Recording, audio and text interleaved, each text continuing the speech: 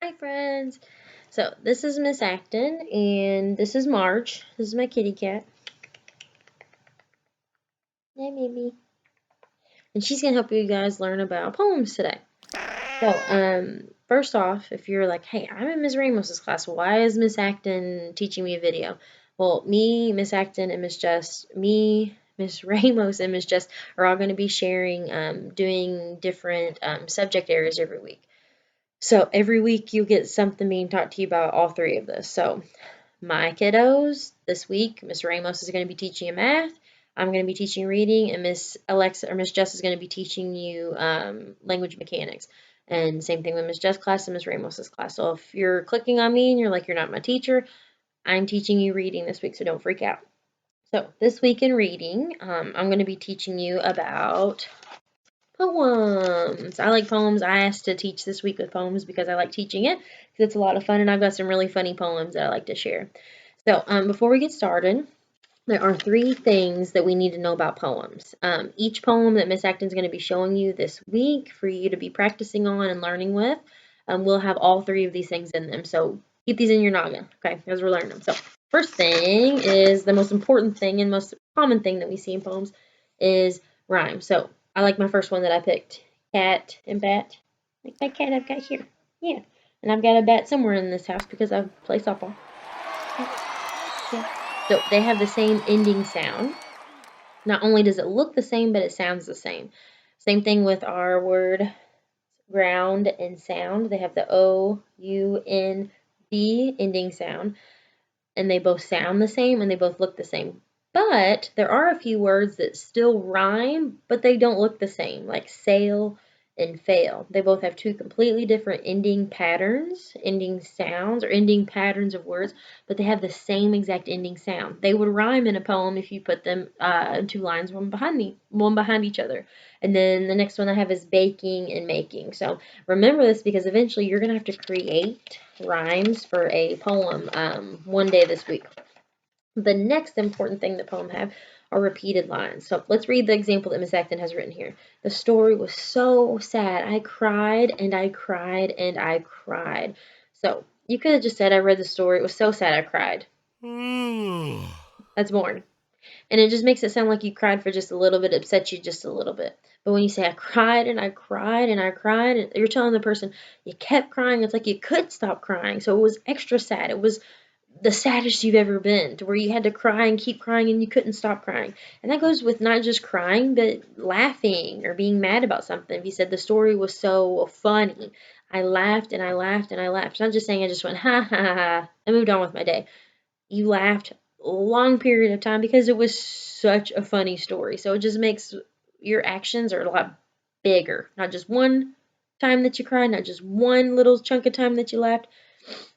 You cried, you laughed, you hollered, you screamed, you ran around for a really long time. So it really shows that it's a big, big thing that happened.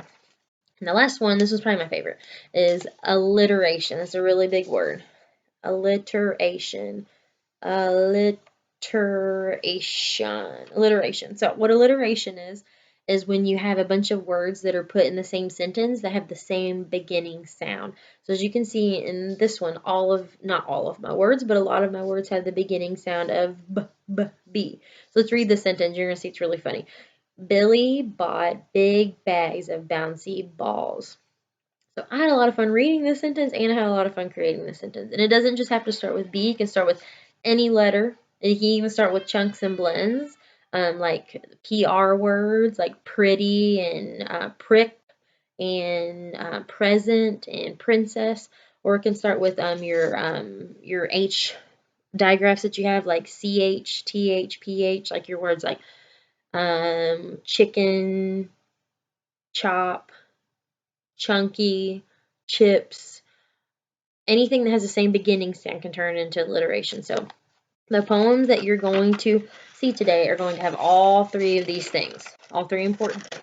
Rhyme, face the camera, repeated lines, and alliteration. When you get into your Google Classroom and find your assignment from Miss Acton, there is a copy of this poem that I'm about to read to you that you can read to yourself. You can have your family read it to you. If you got older siblings, you have them read it to you, or most of you guys can read this on your own.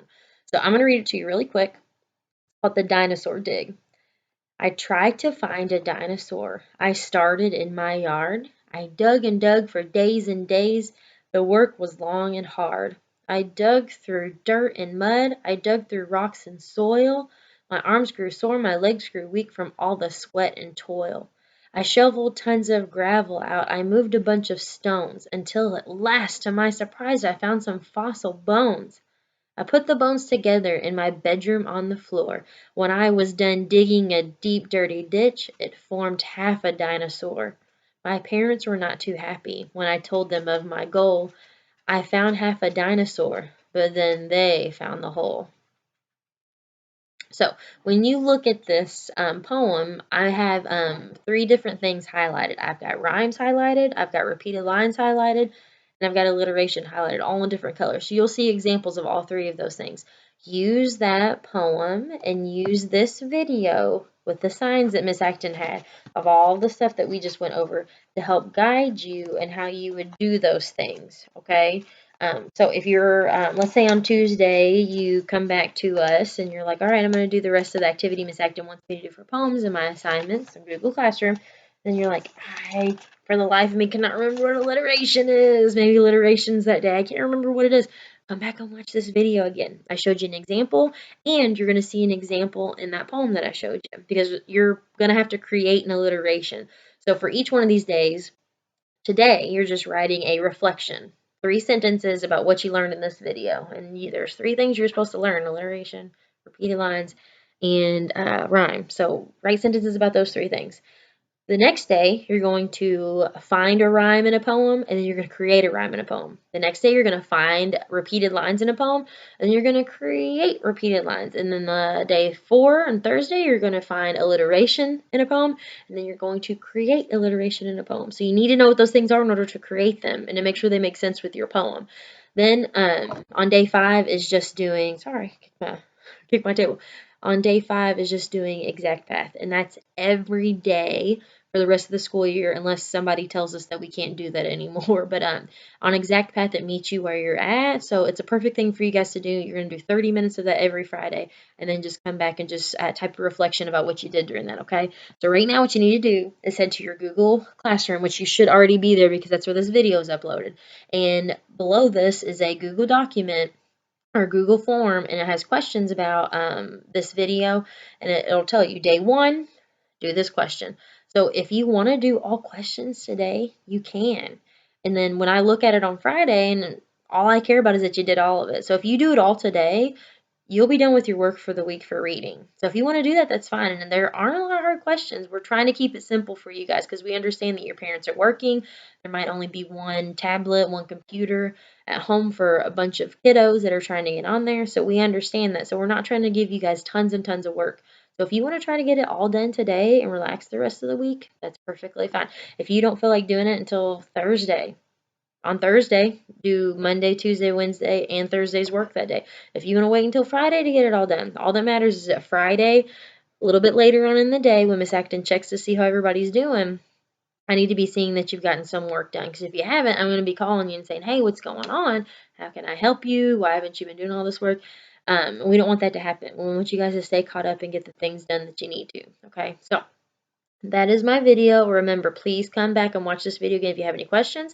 Miss Acton has her number posted in this assignment, so if you need to text me or call me to get some answers, I might not answer you the first time. I've got a 1-year-old that I'm taking care of at home, along with myself and taking care of you guys. So I might not answer the first time, but I promise as soon as I get to my phone or as soon as I'm not busy, I will call you back and we can figure it out, okay? Please keep you guys safe. It was nice talking to you, and I just want to let you guys know I miss every single one of you guys, okay? Remember, call me if you need anything, all right? Bye.